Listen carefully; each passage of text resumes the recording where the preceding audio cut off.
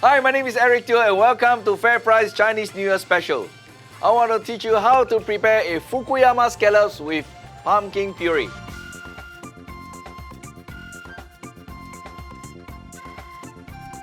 So this is a 1 kilo pack and there's a window where you can see all the scallops right there. So you thaw the scallop in the fridge and then after that you rinse with water and pat it dry.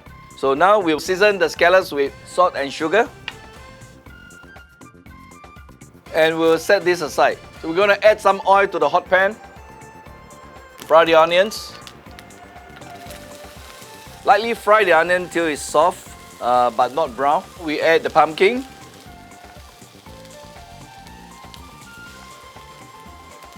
So right now we're going to add salt and sugar. And we continue to fry for just 1 minute. Add chicken stock. And we will simmer for about 10 minutes. I'm going to transfer this into the blender.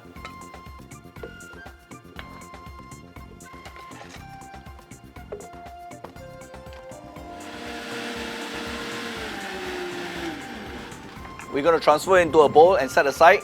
So right now the pan is hot. We're going to add a little bit of oil to fry the scallops.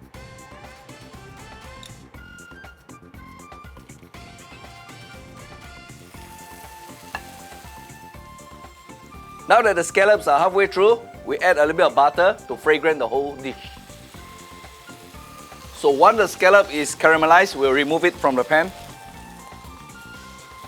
So now we are ready to put everything together. First on the plate, the pumpkin.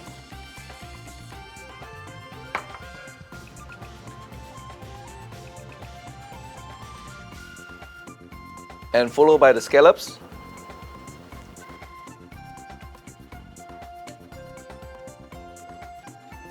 So we're going to decorate in the center, crispy wonton. So these are the wonton skins that you actually can fry in advance.